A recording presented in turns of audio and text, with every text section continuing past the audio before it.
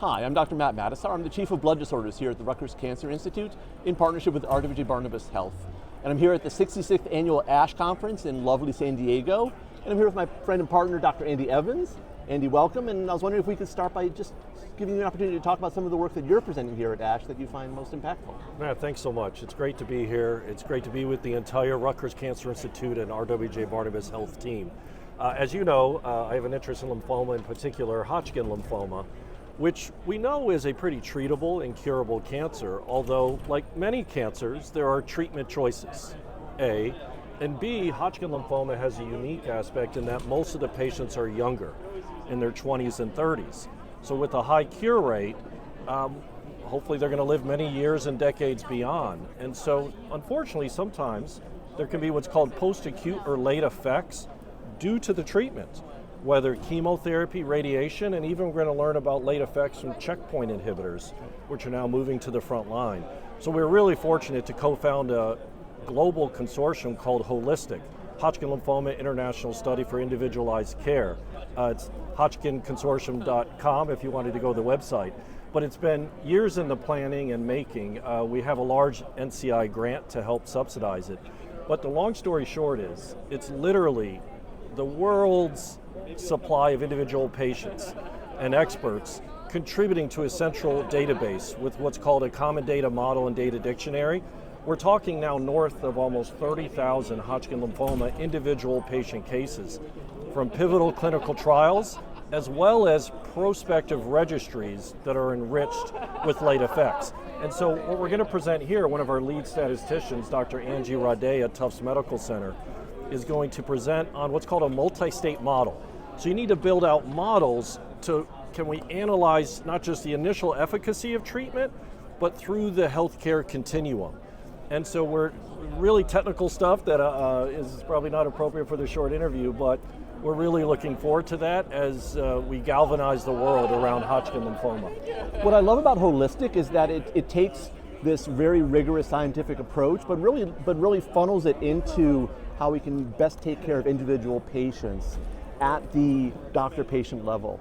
And I was wondering if you could reflect on that, especially as we prepare to move into the Morris, about this intersection between high-tech and clinical research and the ability to give really excellent care in a comfortable setting. Yeah, that's exactly right. And you know, there's plenty of what's called prognostic models out there, which are good and interesting. Maybe they can right-size the clinical trial, but to your point, how can we use them at the bedside?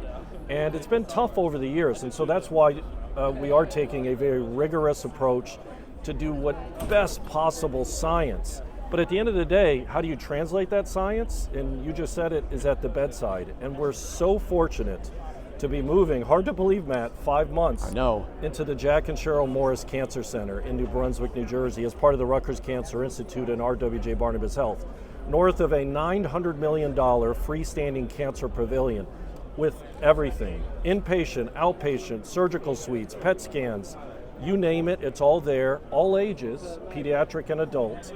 And we're just, the space is beyond cutting edge and groundbreaking. And not just in New Jersey, this will be one of the best cancer buildings and pavilions in the world. Period. And just, you know, certainly nobody wants cancer, but I can tell you this, if anybody in the United States or beyond is dealing with cancer or related disease, this is the place in the building you want to be. We often talk about the fact that cancer doesn't travel well, right? And that's especially true when patients need access to cutting-edge treatments like clinical trial-based therapy. How do you view that playing out in the Morris in terms of access to these novel and critically needed new therapies? Absolutely. And it is that we talk about translation of medicine. That's, in other words, translating from the bench or the laboratory to the bedside, but plenty of reverse translation, bedside back. And what's a really neat aspect to the Jack and Cheryl Morris Cancer Center is there actually are going to, in the actual clinical care pavilion, are going to be 10 high-impact translational laboratories. So literally on site, and you'll be able to walk by and with big windows be able to watch live, cutting-edge, groundbreaking research happen. And all of our clinical research office will be there because you need that swift, quick exchange in terms of being able to give patients the best possible care. And I love that, that at the end of the day, it really does boil down to that, to the care of our patients and our communities. And having it all under one roof is going to make that so much easier for our patients and so much easier to advance science. We're so excited. And at the end of the day, it is an awesome partnership between the Rutgers Cancer Institute and RWJBarnabas Health, really taking the best of all worlds, whether research, clinical care, and synergizing it together. It's really upward and onward together. It's exciting.